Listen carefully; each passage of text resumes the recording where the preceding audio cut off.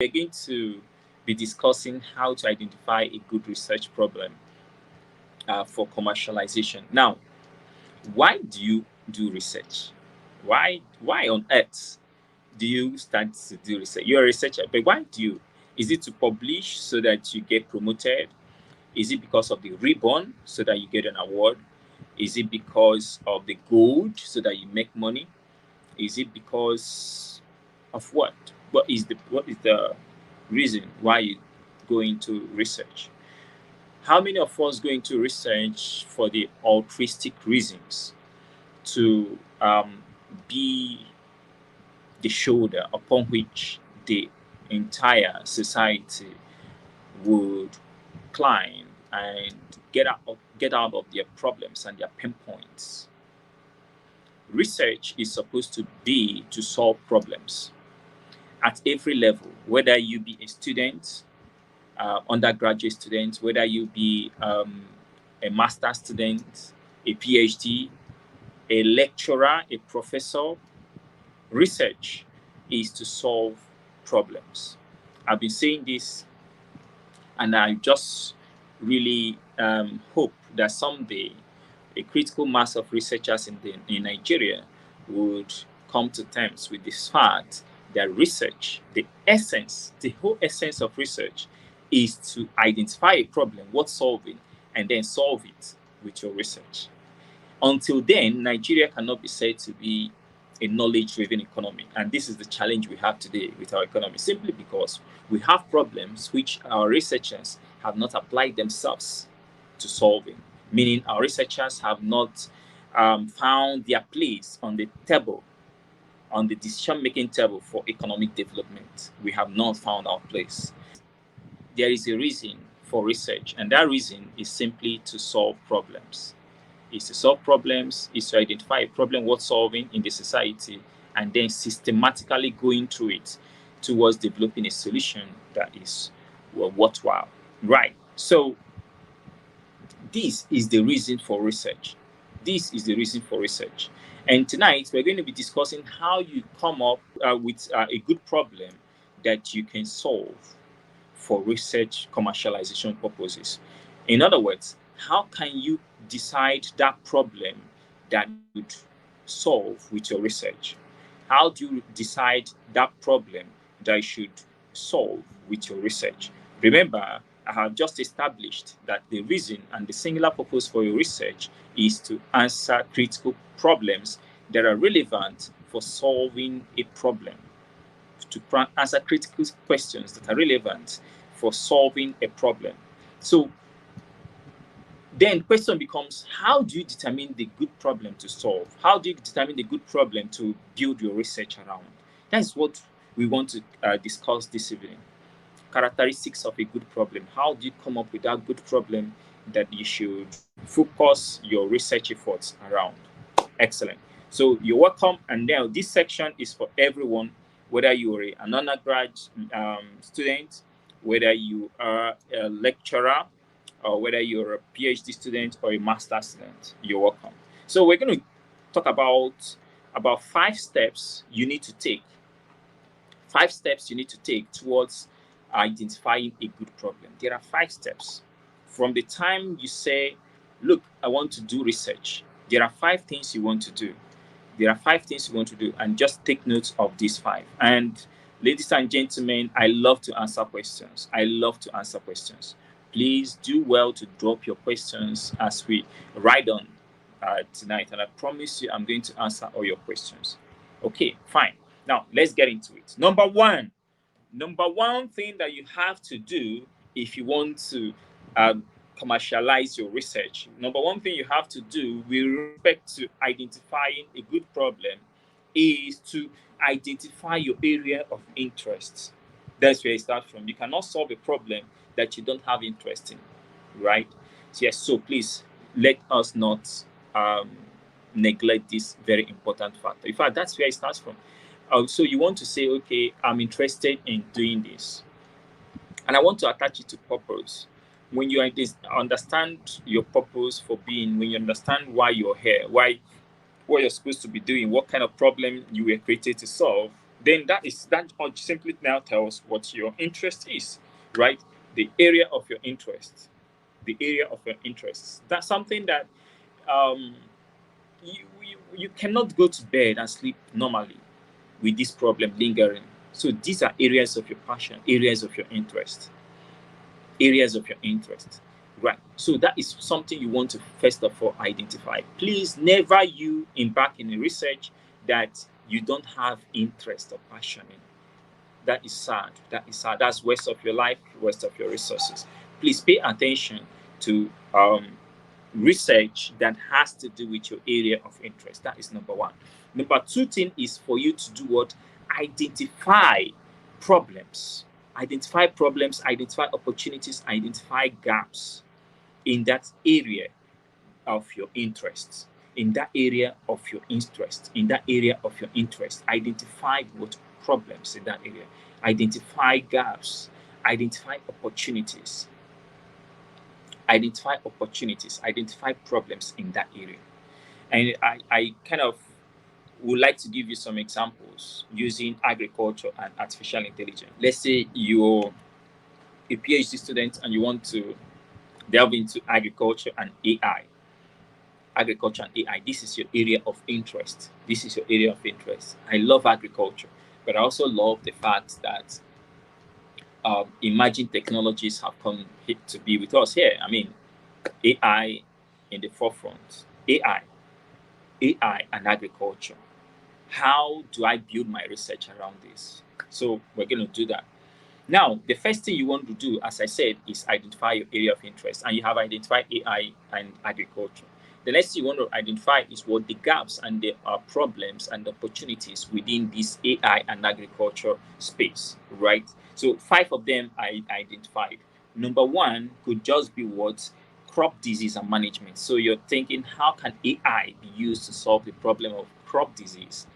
And crop disease and management. How can AI be applied in crop disease and management? So that's number 1, right? Seeing that there crop diseases a problem for farmers, how can AI be engaged and applied in solving crop diseases? Right, good. That's number 1. So number 2 can be what? Precision farming optimization. Precision farming optimization. So you're asking yourself, how can AI be applied in precision farming? How can we optimize farming by applying AI? Now that is the second area. Remember, ladies and gentlemen, we're discussing agriculture and AI. That is your field of interest, and then we're looking at opportunities within this area. And I've identified 5 that we're going to look at. I've talked about number 1, which is what? Crop diseases and their management using AI. Number 2 is what? Precision farming and optimization. Precision farming optimization. How can AI be applied in precision farming? Then number 3 is climate change resilience. Climate change resilience in agriculture. Climate change resilience in agriculture. This is number 3. Then number 4 will be what? Smart pest and weed management. Smart pest and weed management. How can AI be applied in smart pests and weed management, in weed and pest management? How can AI be applied in that? Then number 5 will be agricultural supply chain optimization. Agricultural supply chain optimization. Now the question is, you have outlined these 5 gaps, these 5 areas of opportunities and problem areas, and you're saying, which one of these can I get into? I mean, you looked at it. First of all, you started with your area of interest, AI and agriculture, and then you are identifying problems. You brainstormed, you did some research, costly research, and you identified these 5 areas. 5 areas identified. So what next do? You have to outline these areas. I chose 5, but it can be 5 to 10, it can be 6 to 12, right? Identify these areas. When you identify these areas, what is the next thing you're going to do? You are going to identify who owns this problem.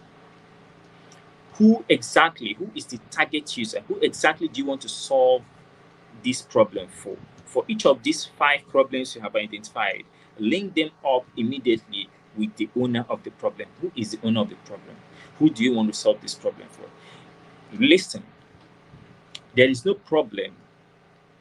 Any problem you cannot identify someone that owns it is not a problem worth solving. Pay attention to this. And this is not a research you want to go into. Please. I keep saying this. This is the time for us to get into applied research. Gone are the days when you do just only basic research for publication's sake. In fact, the amount of basic research you should do should just be 20% of your research, right? So if that is the case, then for these problems identified, there has to be someone who owns them. Who owns these problems? Identify them. This is the third step in the process. Identify who owns this problem. When you have identified them, then let us establish what a synchronization between the need and the seed of innovation. Meaning, let us make sure there is a connection between these problems that you have identified and your expertise in solving them. That is what we call the seed of innovation. The resources available to you to solve them. The linkages available to you to solve them, to research this problem, right? You cannot take up a project, a research project that you don't have the resources to address. You cannot take up a problem that you do not have the capacity to address. So, of these 5 problems now, you want to make sure that there is a synchronization between the seed, that is the resources available to you, and the need, that is the opportunity, the problem that you have found out there. Make sure there is a connection. Make sure there is a meeting point. Make sure there is a synchronization. The aspects of these problems you have to focus on are the aspects that you have the requisite resources and expertise and competencies to face on. See, so that is the next step. Make sure, ascertain that there is what a level of synchronization. Now, what is the next thing you do? You then have to rank these problems and choose one to solve. You're solving one problem at a time. Remember, by the time you are able to link up these problems to an end user, then the problems are no more just mere problems. They become pinpoints. Once you identify an owner of the problem, a clear owner of the problem then becomes a pinpoint. Your research now should be targeted at solving a pinpoint for an individual user. Yeah, and we call this person a user persona. Once your research is able to address the problem of one person squarely, completely, and adequately, then what happens is that we can extrapolate it and we can extend it to solving the problem of many more people who are similar to that one person. You have been able to solve their problem adequately. You see, that is how research is carried out. It must be relevant to a person. Remember that a problem, or a solution rather, that is meant for everybody is a solution meant for nobody. A solution meant for everybody is a solution meant for nobody. So that is why you're going to be as targeted as possible in defining who exactly you want to solve this problem for. Once this is addressed, then we get on to trying to choose one of these 5 problems. We have identified 5 problems we want to solve. 5 solid problems in the area of your interest. How then do we choose the one to solve? That's what we're here to do. I'm going to give you now 10 steps, 10 factors you have to pay attention to in determining the particular problem you want to build your research around. Are you ready with your pen and paper? Remember, ladies and gentlemen, this is what I call evaluation metrics. And it has to be scientific. How do you choose the exact problem to solve? All right. Now, I'm going to give you 10 characteristics of a good problem to solve. Number 1. And okay, so before I go to them, remember, you're going to grade these 5 problems. You're going to kind of have an evaluation metrics to grade them, to score them. You're going to give them score, and then you choose the one that ranks the highest. Okay, very important. You just rank them and go for the one that ranks the highest, or go for the one that there is second to the highest, third to the highest, depending on what your resources are, what resources you have, what competencies you have, and what your research group is also interested in solving, or what your supervisor is also interested. But already you've identified these 5 that you have interest in anyway. So any one of these 5, no problem. Any one of these 5 that you eventually going to solve, no problem. So number one factor is that a good problem should be addressing a gap in knowledge. You want to build your research around a problem that has some gap in knowledge, meaning that there are still some things that are not known about this problem. There are things that are not known about. So there is a scientific merit to solving this problem, because by the time you solve it, you add some knowledge out there that would help in what eventually creating a solution to the problem, right?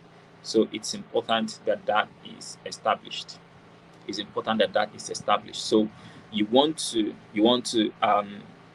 solve a problem that there is a gap in knowledge. If your research is around a problem that everything is known about the problem, so why are you researching it, right? So there has to be gap in knowledge. Number two. So gap in knowledge, you now grade all the problems and say, okay, fine, which one of these have gap in knowledge? You can give them a score. You can give them scores, right? 3, maybe 3, right? 4, intermediate, and highest, right? So something like that. So you just grade them that way: 1, 2, 3, 1, 2, 3, 1, 2, 3. Anyone that has some level of gap in knowledge, can give them 3. You're not sure, you can give them 2. There is no gap in knowledge at all, you can give them 1. Like that, you just rank them and grade them. All right, so the next one is gap in execution. We may know everything about this problem, right? But we do not know how to solve the problem. There is no technology actually to solve this problem as it is today. So there is gap in execution. There are a number of problems out there today, but little is known on how it can be executed or implemented or solved in Nigeria, for example, right?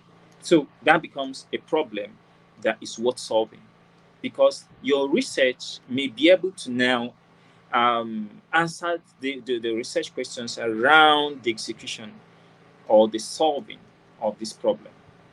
So that becomes a problem you want to solve, because you then have clear research questions around the implementation, the execution of this problem.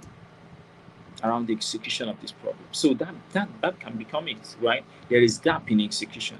And sometimes when we talk about gap in execution, you see that problem may have been solved in India, it may have been solved in Indonesia. And then you're looking, okay, but it has not been solved in Nigeria. Yeah. So for that reason, you may consider that, you may score it 2 in that sense, right? Because it has been solved somewhere else. But it has not been solved in Nigeria. So you can give it a score of 2. But if nobody has attempted solving this problem at all, we don't know how to solve this problem, right? Today we are discussing, who actually knows the cure to let's say HIV, right? That's your research. You're coming up, how do we cure HIV? Now, nobody is talking about cure of HIV anywhere in the world today. So there is gap in execution. But almost everything we need to know about HIV may have been known, right?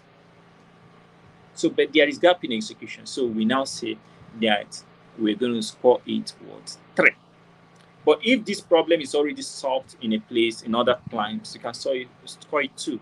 But if it has not been solved, but if it has been solved in Nigeria as well, you can score it 1. So gap in execution. The third thing is that it has to affect humanity. A good problem is a problem that has relevance, relevance to humankind, relevance to humankind. You want to solve a problem that when you solve it, it affects somebody that is a human. The more the problem affects man, the more the problem affects human beings, the more relevant is it to solve that problem, the more urgent it is to solve that problem. So you want to ask yourself, of these problems, to what extent do they affect man? To what extent are the different dimensions and aspects of this problem affect man, right? So that is a problem to solve. Then we go to the number 4 now, right? Yeah, number 4. You want to solve a problem that has magnitude, right? The more the number of people affected by this problem, the more it is relevant for us to solve this problem, right? So you want to solve a problem that many people are affected by. So remember, we came up with 5 problems. To what extent are people suffering this problem? The more people are suffering this problem, the more we should solve it. The more we should solve it. So you ask, remember the 5 problems I outlined. There is crop disease, there is precision farming, there is climate change, there is pest and weed management, and there is the supply chain. Which of these really affects many people, right? So you can just say, okay, fine. Maybe if it is crop diseases, maybe it's pests, right? So it's up to you. From your research, you then know. Say, okay, fine. This affects more people. I'm going to go for it. That is a characteristic of a good problem. Now, based on that, you score. Then the next one is what a good problem has to be growing in size, right? So you don't want to solve a problem that is stagnant. It's no more. It has plateaued. It's no more growing. It may even be dwindling, right? That is not the problem to solve. That's not the problem that you want to. That's not the best problem to solve, right? So you want to solve a problem that is growing. So the way the problem is today is not the way it's going to be tomorrow. Think about climate change, for example. This is a problem that we know for sure that tomorrow the effects of climate change may really be more severe than we have it today. So this is a problem that is worth solving. You know what I mean? This is a problem that is worth solving. This is a problem that is worth solving. The problem of climate change in agriculture is a problem then you can focus your research around. Good. Now, that is characteristic number, I think, 4 now, right? Good. So what is the next characteristics of a good problem to solve? A good problem is urgent. A good problem is urgent. I would expect that you look at a problem of these 5 problems you have outlined. There is one that is quite urgent, or you can grade them based on their urgency. Which one are the owners of the problem trying as much as possible to solve it? They cannot live. They cannot live without having this problem solved. They are breaking the laws to solve this problem. This is a problem you should want to solve. Lives are being lost because this problem persists. This is a problem you want to solve. This is a problem you want to solve. So it is a good characteristic. It's a characteristic of a good problem. A problem that is urgent. Don't solve a problem that people do not have a compelling reason to relate to or to acquire your solution eventually. That is one of the reasons why your solution will remain with you in your laboratory. Right? Yes, so you want to solve a problem that is urgent. The more urgent that problem is, the more relevant it is, and the more you should build a research around it. Gone are the days when people do research for doing sake. I keep saying this. There is no reward for doing research for doing sake apart from promotion. But I want to shock you. If you do research for demand purposes, you even have more publications. You have more publications. That's what I want to assure you. I think maybe sometime in the future we're going to discuss the publication opportunities in demand-driven research. Yes, you have more opportunities that way to publish. That's true. And you publish very original articles. Very original articles. Okay, let's continue. Now, the number 6 characteristics of a good problem is that a good problem should be recurrent. It should be recurrent. You want to solve a problem that, yeah, you solve it today, create a solution to ameliorate it today, but tomorrow it's still a relevant problem. In other words, most times you may not want to get into a problem that has a final solution to, like, you create a solution to it and it's over. That is why the pharmaceutical industries thrive a lot in this. They keep solving problems that are chronic, and they neglect problems that are not chronic, especially infectious diseases.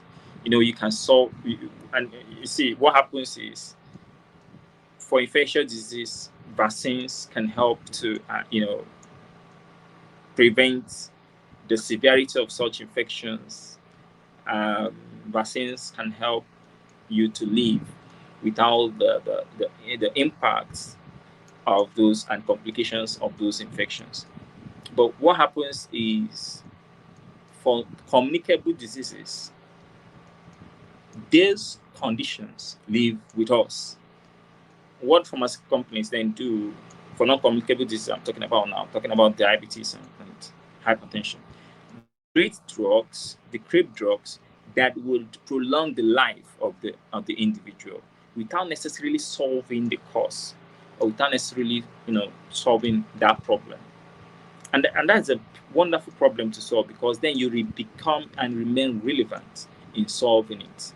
You remain relevant in solving it, right? So these are like climate change. I don't know that anybody is going to solve the problem of climate change today, tomorrow, or in the future, right?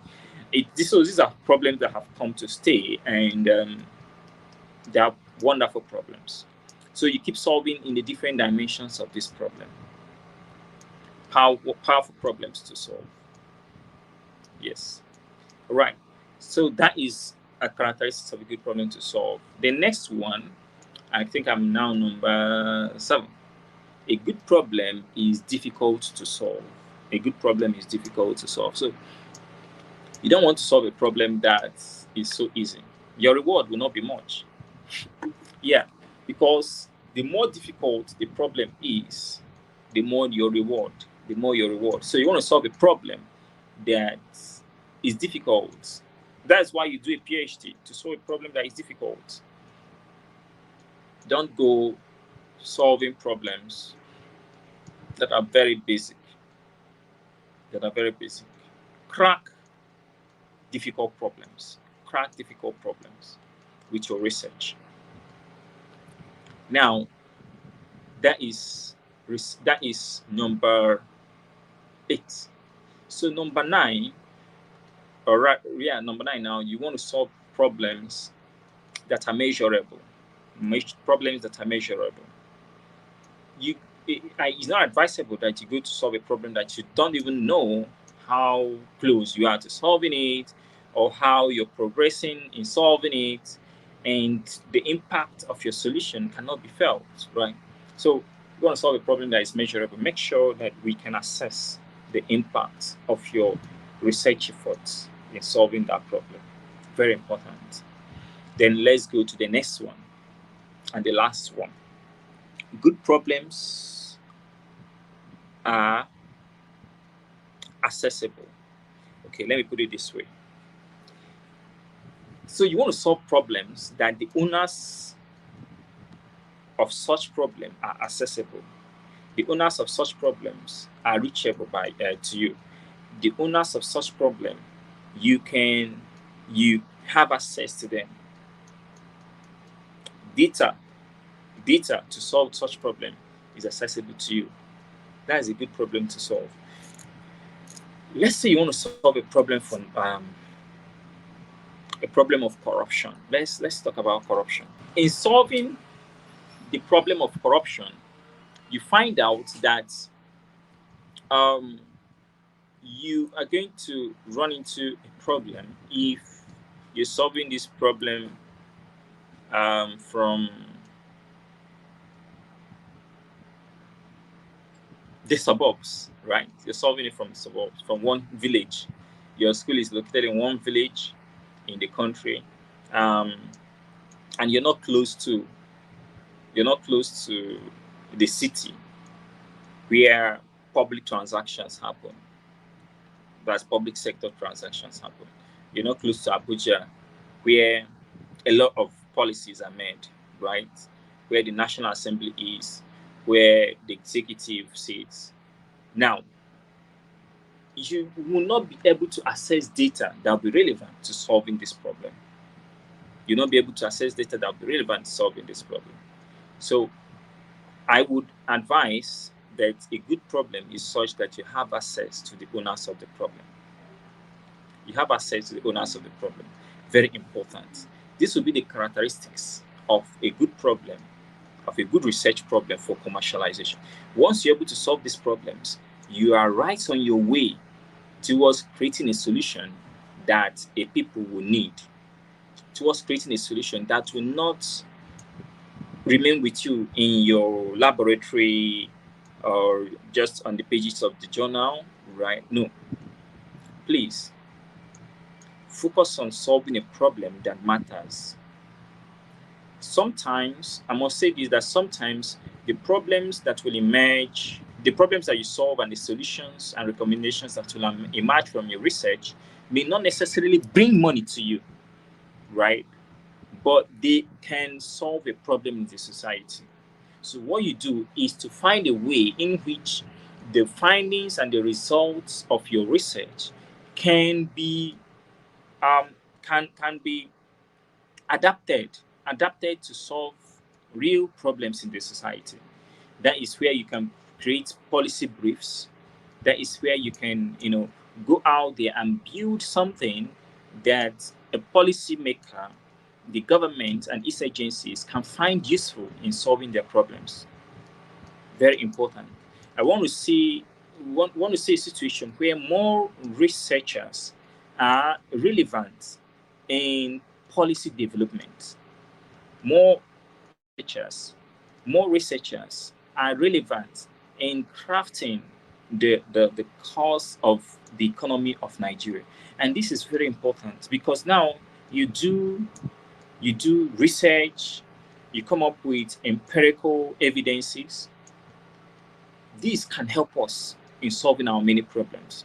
So don't just do research and put it in the page, leave it in the journals, in the pages of the journals, because our policymakers, most often than not, do not have access to these publications that you make. So you put in a simple policy brief in a language that they will understand, and this may require some scientific communication skills, so that your research will become relevant. Your research will become relevant. And in most other cases, let it be something that will yield a product that the end users would find very valuable, for which they will not mind to exchange money for. Please. That is the research mandate of the present time we have found ourselves. So Nigeria needs the contribution of researchers and our lecturers. So please apply yourself, and I'm always available to support in any way possible. Just reach out to me and we make that happen. So one of the things I want to start doing now in order to keep this conversation going is to start a newsletter. So if you would like to be part of the newsletter, just somehow make sure that in the next 48 hours you have already subscribed to the newsletter. It is free. But make sure you reach out to me some way, somehow, right?